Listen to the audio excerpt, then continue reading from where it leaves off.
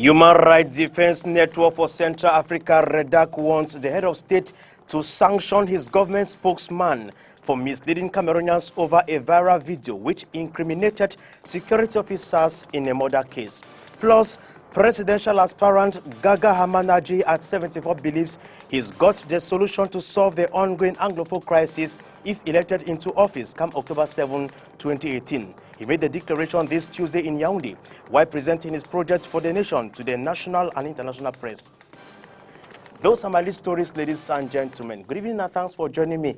I am Henry Wana at the anchor in Douala. We'll begin in politics. The chairman of the ADD party, Gaga Hamanaji, says that he will solve the Anglophone crisis if elected in October 7 presidential elections. He was speaking today at a press conference in Yaoundé, where he also came back to a scandal at the CRTV against a journalist. Peter Sose, report. Gaga Hamanaji, president of the Alliance for Democracy and Development, ADD, says the October 7 presidential elections is crucial to looking for concrete solutions to the country's prevailing challenges, and every candidate must rise up to the occasion. It's the time for any candidate, in concordance with democracy, to show what he is able to do, what's the weight of his program, is he able to handle, how to govern Cameroon. The Anglophone crisis for 2 years now has been a hard nut to crack for the government. However, the former government minister who has unveiled his manifesto in Yaoundé Tuesday remains upbeat over watering down the conflict. English people are interested in what I have done in Southwest and Northwest when Bia sent me over there. And what I'm going to solve the problem, I'm sure I'm going to solve it if I'm elected. Gaga Hamanaji came back to the ugly CRTV incident where he prevented a journalist from doing her slot in a pre-campaign program. In the wake of scathing attacks for his poor showdown, the vocal politician blames the presenter of the program and managing director of the state television for breaking the terms of agreement and attempting to discredit him before the public through the slot. He can give a name from Northwest, a name of Northwest, a name of Adamawa, and so on. Say this one said this, while it's completely fake. So this was the matter. And on this basis, Mr. Robert Bina asked the lady to leave. But I never asked the lady to leave, and I never speak to her. And even if I met her today, I cannot recognize her. The presidential candidate insists he owes no apology to the journalist and maintains that he would protect his image as he seeks the votes of all Cameroonians for a better country. The Human Rights Defense Network for Central Africa, REDAC, wants the head of state to sanction his spokesman for misleading Cameroonians over a viral video which incriminated security officers in a murder case. At a press conference in Douala this Tuesday, REDAC equally wants those identified in the summary execution of the women and children to face the law. Once more, Peter Sose. The Human Rights Defense Network for Central Africa, REDAC, believes the credibility of rights groups and the press on the gruesome murder of 2 women and their babies in the Far North region has been restored after the Minister of Communication made a sharp U-turn on his earlier claims, which exonerated Cameroonian soldiers from the act. However, it won't go to sleep over the matter. And trying to know how they are working, about inquiries, necessary inquiries they are doing to know exactly what happened, where the orders came from, why did they hide this video? They knew, the hierarchy of the army knew. Why did they say nothing and continue to lie? And how they will be judged. Beyond sanctioning the erring soldiers, REDAC wants the government to pay reparation to the families of the murdered victims and issue an official apology for handling the situation poorly. REDAC strongly believes the incident gives a negative impression of the army and could make its peacekeeping mission in the Anglophone regions more complicated. How can you trust people and say, okay, father, mother, send your kid to school. You have the army, they protect you. Nobody will believe. Nobody. REDAC has confirmed there are more incriminating evidences of rights abuse by security forces, and they will be working together with other partners like Amnesty International, who has already ordered the government of Cameroon to open investigations into another viral video which implicates elements of Cameroon's defense forces. Patrick Mbong Akwa is the new board chair of Cameroon Water Utilities. The latter was installed in Douala today by the Minister of Water and Energy, Gaston Elundu Esomba, who prescribed professionalism, patriotism, and cohesion as the ingredients to help the new board chair succeed in his assignment. Details with you, Veronica Aji. It is with a smile and much enthusiasm that Patrick Mbong Akwa sits in as board chair of Cameroon Water Utilities, CamWater. The 59-year-old native of the northwest region of Cameroon has been tasked with promoting water supply in the city of Douala and Cameroon as a whole, exploiting all mechanisms put in place for the production, distribution and commercialization of water. It's a reality. They say water is life. We are coming not to give life to Cameroonians, but to give them water, to improve their quality of life through the water that will supply to them. Quantity-wise, quality-wise. Just give us the opportunity. In a short time, with the armada of collaborators behind me, the administrators of the board of directors, we'll put our heads together and come out with strategies, with techniques to make it happen. We want to promise that we'll not let you people down, we'll not let hierarchy down. In the days ahead, we'll try in our own possible best to give Cameroonians better quality water and more in quantity.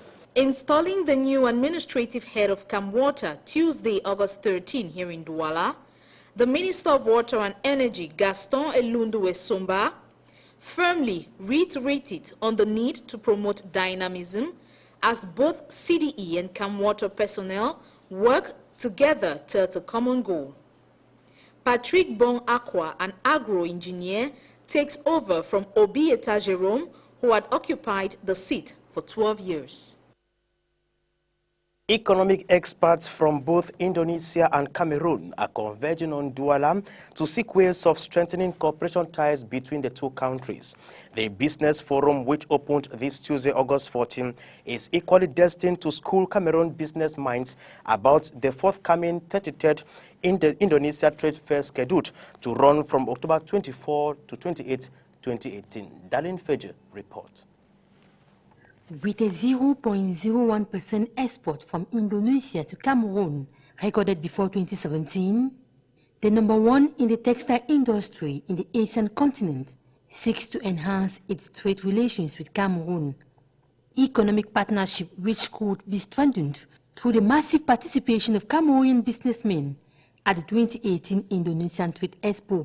This business exhibition in Jakarta from the 24th to the 29th of October will provide a platform for a number of trade opportunities for both countries. First thing that we need to know information.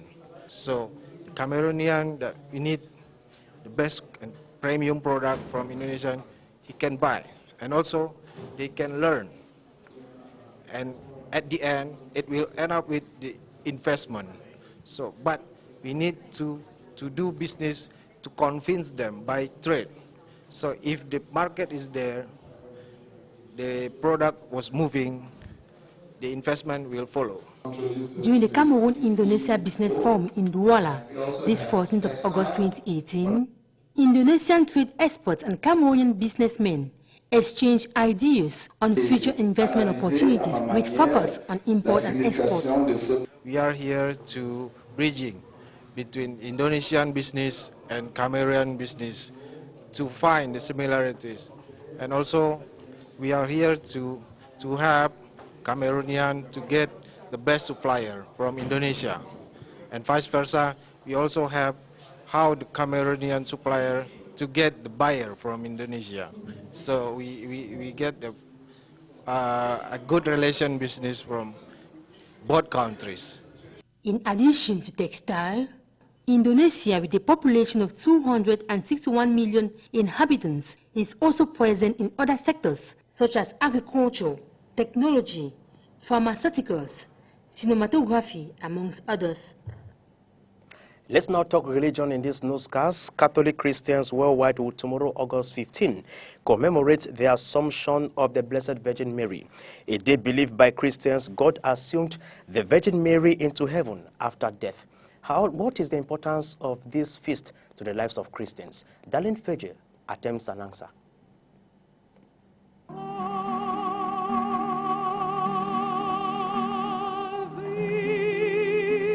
As Catholic Christians prepare to celebrate the Assumption of the Blessed Virgin Mary into heaven this 15th of August, her Assumption and glorification in Catholic churches is still at the center of debates, especially amongst non-Catholic Christians. Contrary to what many believe, Catholics do not worship Mary, but honor and respect her as the mother of Jesus.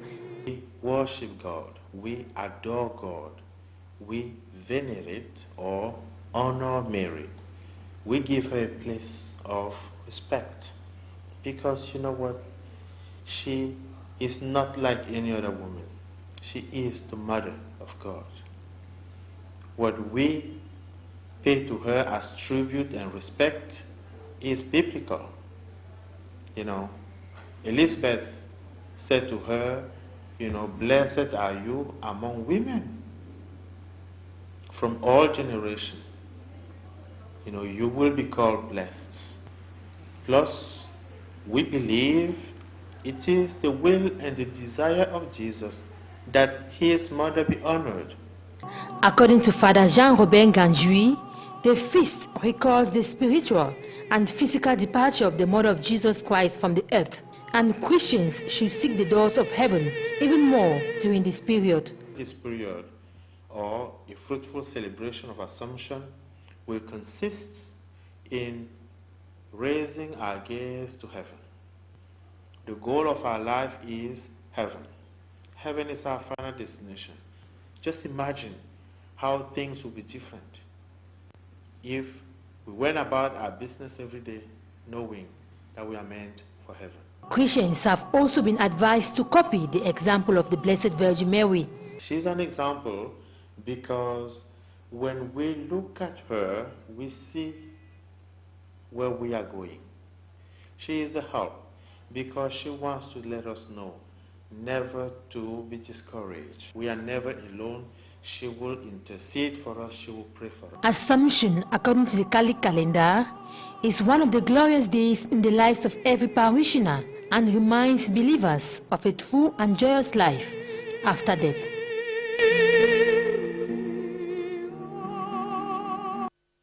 There is usually a confusion between ascension and assumption.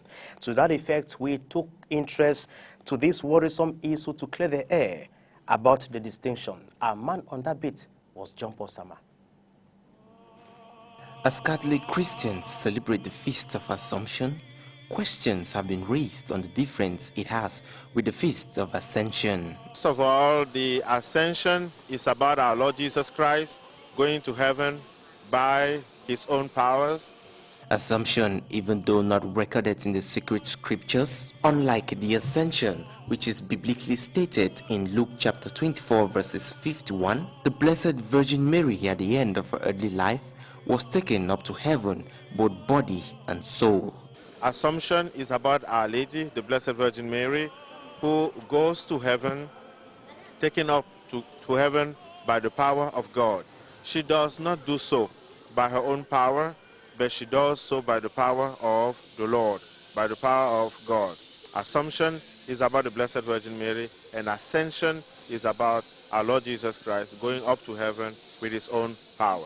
It is believed by most Catholic Christians worldwide that Mary, being the mother of Jesus Christ, she is the mediator of all grace between Christ and humanity. Consequently, the phrase adopted by some, which says, through Mary to Jesus.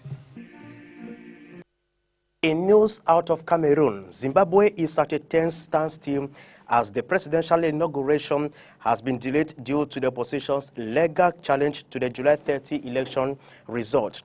This was the country's first election without Robert Mugabe on the ballot, and analysts are not entirely sure what to make of this moment in the Zimbabwe's history. Details with the VOA. All this anticipation over Zimbabwe's historic elections, but still no payoff.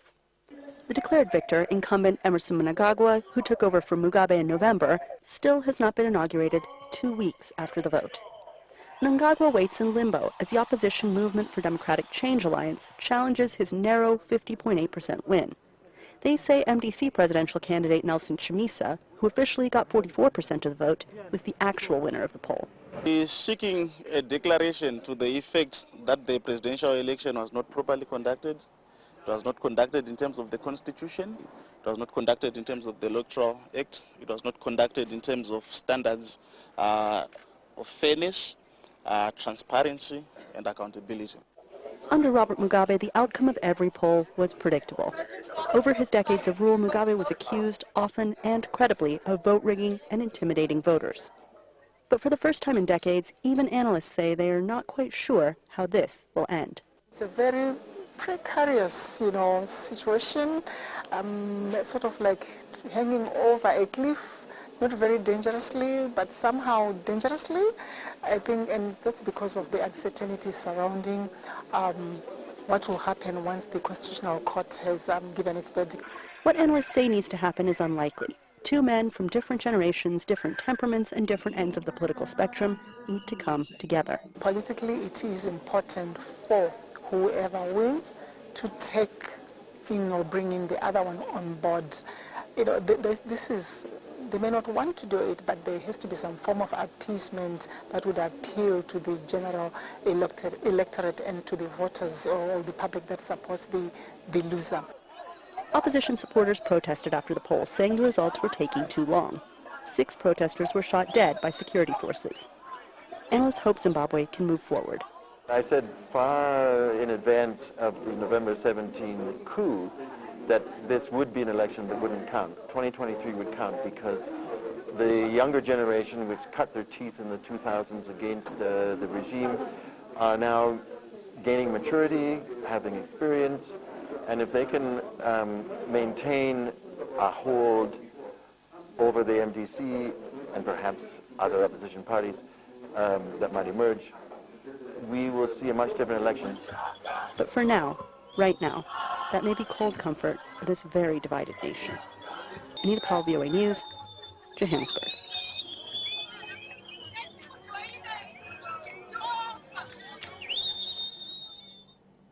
And now sports football. The draws of the 8th final round of the 2018 Challenge Cup of Cameroon were conducted today with fascinating fixtures on the menu. The big games to watch out for this weekend will be Edinspor against New Stars of Douala and Cotosport of Garo against Colomb of the South, giving their soccer strength in Cameroon's domestic championship. Veronica Aje gives us a preview. After having survived by the skin of their teeth against fellow League One side Astre, defending Cameroon Cup champions New Star Football Club of Douala will play their round of 8 game against another Elite One club, Edinspor of the Lake. Young Sport Academy of Bamenda plays against Unisport of Bafang, and Future FC of Jiko Banjun takes on second-tier outfit Lyon Blessé of Futoni. A legendary clash in the making will pit 2 of Cameroon's top clubs at this competition as Canon Sportif of Yaoundé, who edged Fovo FC of Baham in the round of 16 rumbles off against Union Sportive of Douala. This weekend's matches will witness a clash of 2 titans when 2018 league winners Coton Sport of Garoua go heads-on against Colombe du Sud. Both sides ended the season top of the form table, but the Cotton Pluckers go into this one from the back of an 8-0 triumph over Red Stars FC of Bafoussam in the previous round. Foudre FC of Akonolinga takes on League One bound TKC, while Fédéral de Noun, after a dramatic 2-1 win over PWD of Bamenda, will be looking to upset the odds once more. The Giant Killers play against a renaissance of Ngumu side who have a knack for eliminating regional clubs. While the 2015 champions UMS of Loom lock horns with Panther of Dundee. For this time around, in brief, before we take leave of you, Cameroonian-born and all-time goal poacher Samuel Eto'o has sealed a new deal with Qatar Stars League side Qatar Sports Club. The international player moves to Qatar after a brief stay at the Turkish football club Konyaspor. Eto'o's new club is currently ranked 5th in the Qatar Stars League, and he is reuniting with his former teammates in the Qatar League, Xavier and Wesley Schneider. This, it should be noted, is his 14th club in his career.